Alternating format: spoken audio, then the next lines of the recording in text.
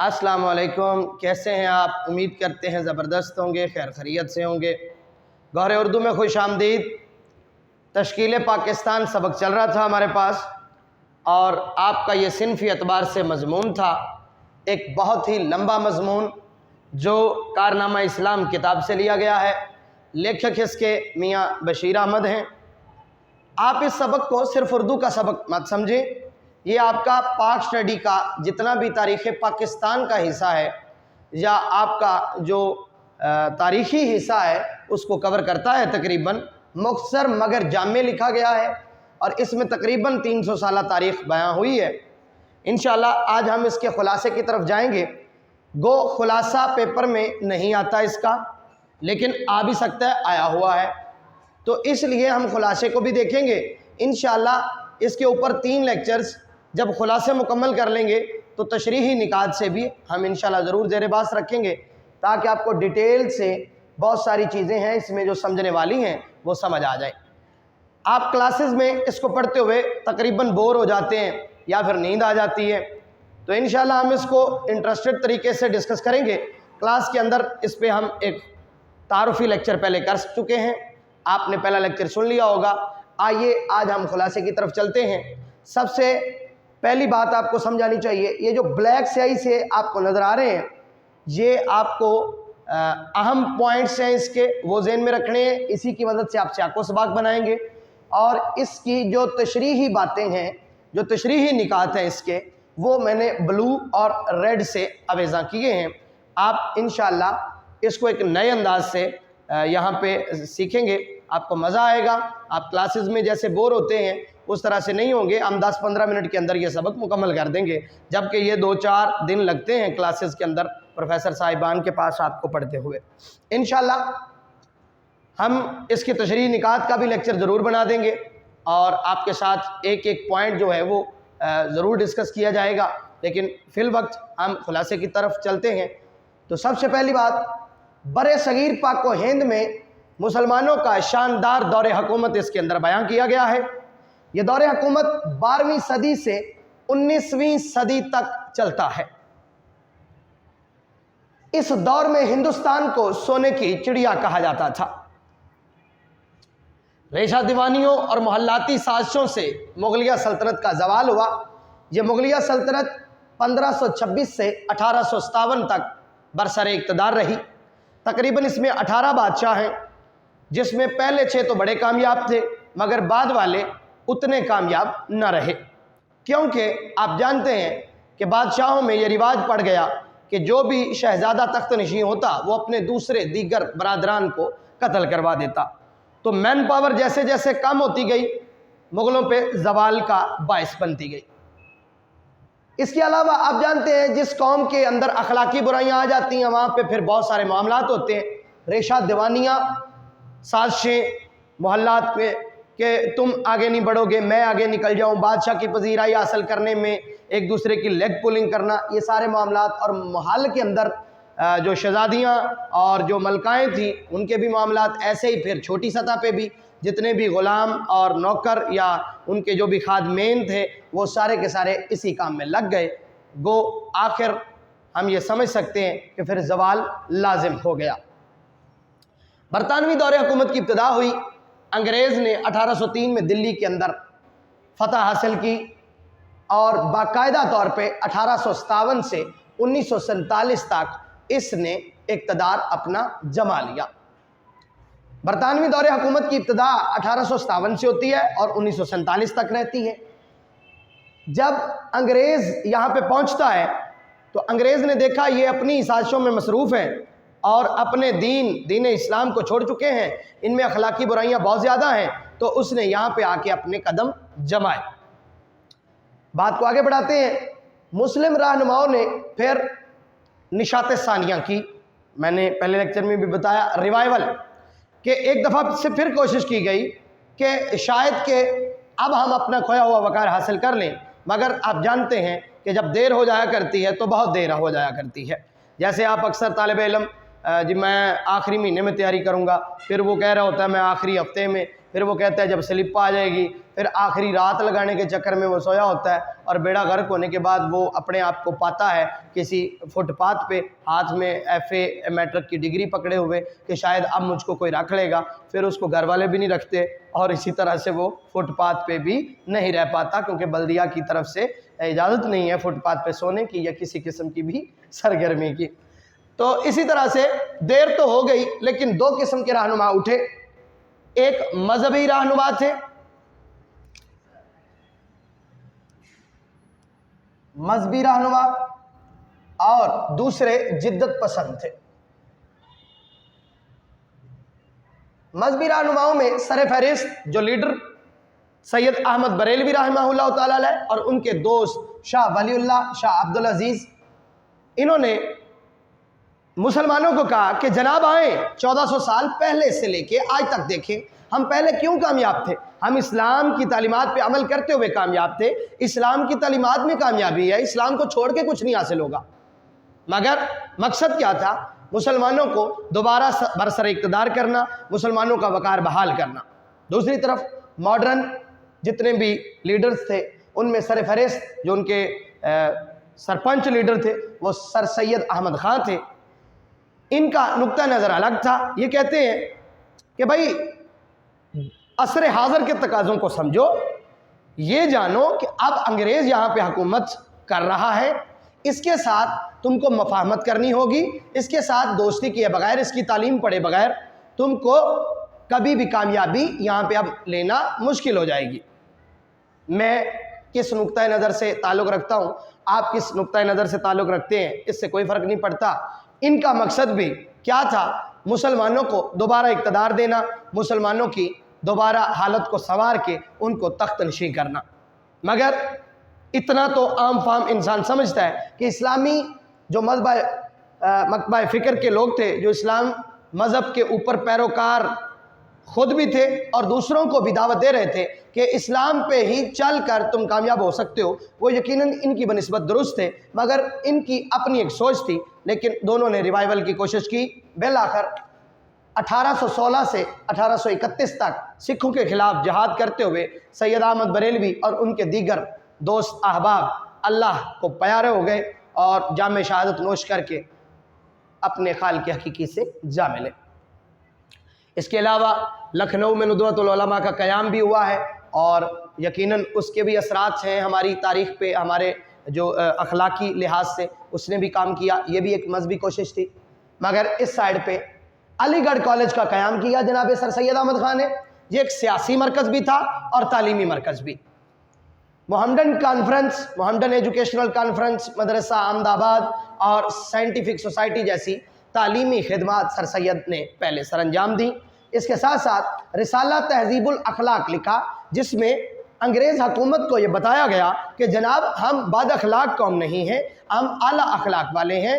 1857 میں اگر ہم ایک دوسرے کے مد مقابل رہے ہیں تو اس میں آپ کی بھی غلطی ہے، آپ نے ہم سے کچھ چیزیں پس پردہ رکھی، ہمارے ساتھ کانسلنگ نہیں کی، مشاورت میں نہیں رکھا ہمیں، تو ہم بے اعتمادی کا شکار ہو گئے جس وجہ سے وہ جنگ ہوئی۔ ہم ویسے جنگجو یا لڑائی والی قوم نہیں ہے۔ یہ سر سید کا نقطہ نظر ہے، اس کو کس حد تک آپ درست سمجھتے ہیں یہ آپ کی اپنی سوچ ہے۔ کانگریس سے الگ رکھا، دور اندیش آدمی تھا، کانگریس کا قیام ہو چکا، ہندوؤں نے اور مسلمانوں نے مل کر ایک جماعت بنائی، اس میں مسلمان بھی شریک تھے اور ہندو بھی، مگر سر سید نے مسلمانوں کو کہا کہ یہ جماعت کبھی بھی مسلمانوں کا تحفظ نہیں کرے گی، لہذا تم سیاست سے الگ رہو اور اپنی تعلیمی صورتحال کو بہتر بناؤ۔ کانگریس کا قیام ہوا تو قیام ہوتے ساتھ ہی اس نے کام کیا، تقسیم بنگال کی منسوخی کروائی۔ لو جی، اب ہوا یہ کہ اسباب بغاوت ہند بھی سر سید، پہلے ہم سر سید کو ڈسکس کر لیتے ہیں۔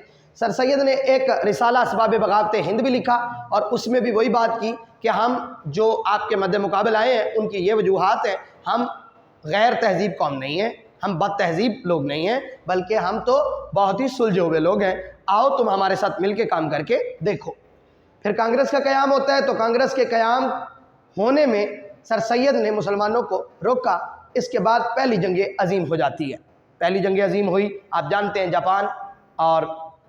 جاپان کہہ رہا ہوں ترکی، جس میں جرمنی اور برطانیہ کی جنگ تھی۔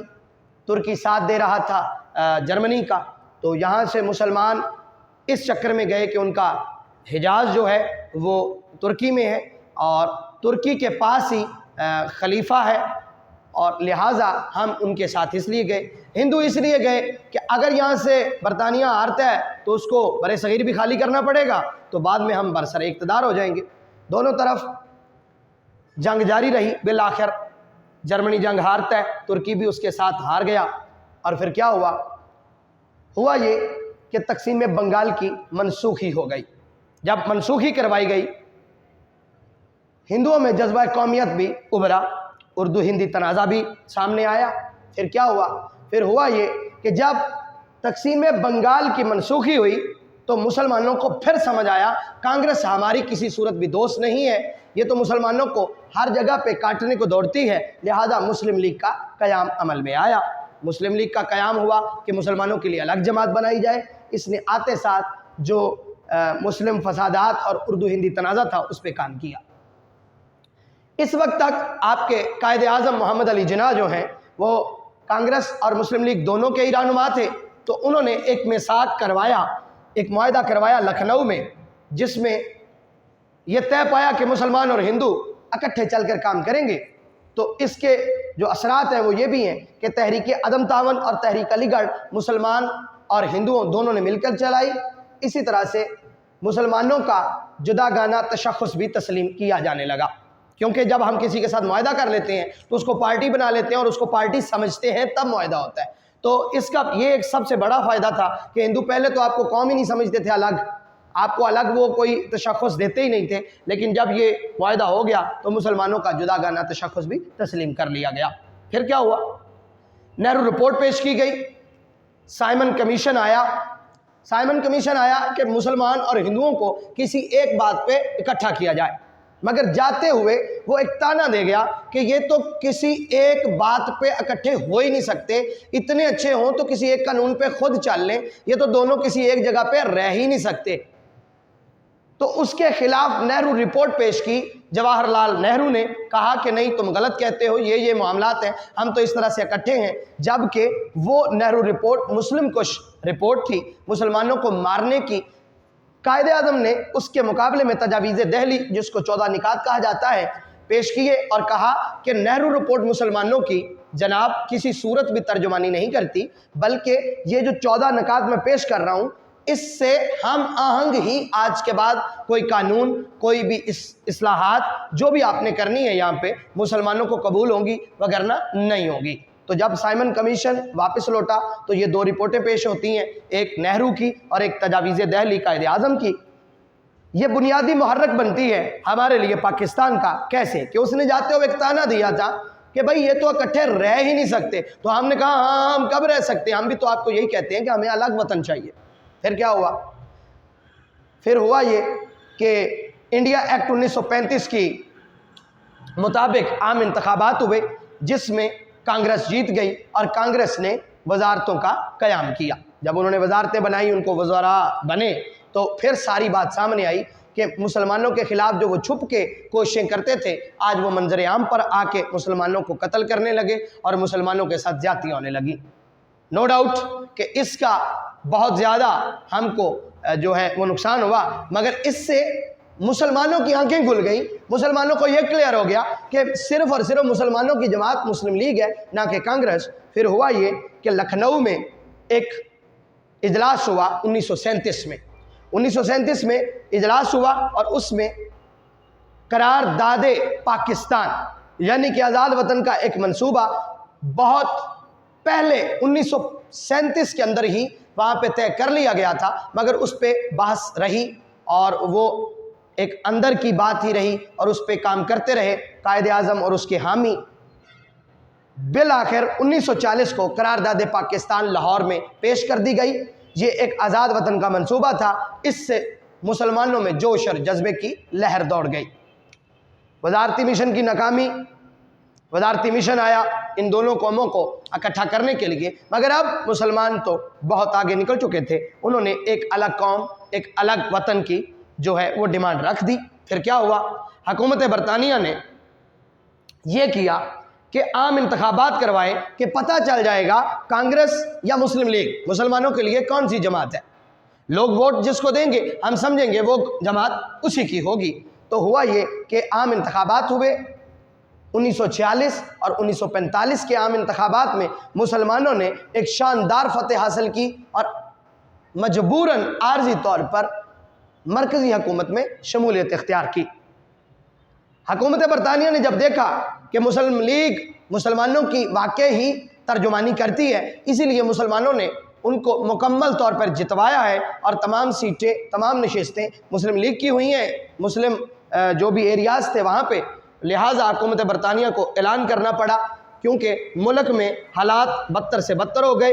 اس کی وجہ قربانیاں مسلمانوں کی، فرقہ وارانہ فسادات، مسلمانوں کا قتل عام اور مسلم زبردست تحریک، مسلمانوں کی زبردست تحریکیں چلنا شروع ہو گئیں کیونکہ جب فسادات ہوئے، جب قتل عام ہوا تو مسلمانوں نے تحریکیں چلائیں۔ یہ ساری چیزیں مل کے حکومت برطانیہ کو مجبور کرتی ہیں فروری کے اندر کہ وہ اعلان کرے کہ مسلمانوں کا الگ ملک جلد سے جلد ان کو دے دیا جائے۔ پھر کیا ہوتا ہے؟ پھر ایک قوت آفریں انقلاب اس دنیا کے نقشے پہ ابھرتا ہے جس کا نام پاکستان ہے۔ قیام پاکستان ہوتا ہے۔ قیام پاکستان میں مسلمان اپنا ایک الگ تشخص، ایک اپنی الگ ریاست لینے میں کامیاب ہوتے ہیں، جس میں لاکھوں کروڑوں لوگوں کی خون کی آبیاری ہوتی ہے اور اس خون کی آبیاری کی عوض ہم کو یہ وطن ملتا ہے۔ افسوس یہ وطن جس مقصد کے لیے حاصل کیا گیا یا جو اس کا نظریہ تھا، اس نظریے کو پہلے دن سے ہی بلا کر ہم نے کام کیا، جس وجہ سے آج تک ہم اس کو مستحکم اور مضبوط نہ کر سکے۔ ہم آج دیکھتے ہیں کہ استحکام پاکستان کا تقاضا کیا ہے، تو بلا شبہ استحکام پاکستان کا تقاضا نظریہ اسلام کا تحفظ ہے۔ نظریہ اسلام یہ ہے رنگ، نسل، قوم، قبیلے کی بنیاد پہ کسی صورت بھی ہم ایک نہیں ہو سکتے۔ ہم ایک ہیں تو مذہب کی بنیاد پہ ہم کو مساوات کا درس ہے، ہمیں اخوت اور بھائی چارے کے ساتھ رہنا ہے، یہی مسلمانوں کا نصب العین ہونا چاہیے اور یہی پاکستان کے استحکام کے لیے ضروری ہے۔ اگر ہم چاہتے ہیں کہ ہم بحیثیت قوم، بحیثیت ملت اس پوری دنیا میں راج کریں تو اس کے لیے ضروری ہوگا ہم نظریہ اسلام کی بقا اور نظریہ اسلام کے لیے جنگ کرتے رہیں اور اپنی اخلاقی صورتحال کو بہتر بناتے رہیں۔ مختصراً مگر جامع میں نے آپ کو پورے کے پورے سبق میں کیا کیا باتیں ڈسکس ہوئیں بیان کر دی ہیں۔ انشاءاللہ آپ کو یہ لیکچر بھی پسند آیا ہوگا۔ اگلے لیکچرز میں نئی بات ہوگی، تب تک کے لیے اجازت دیجیے۔ اللہ نگہبان۔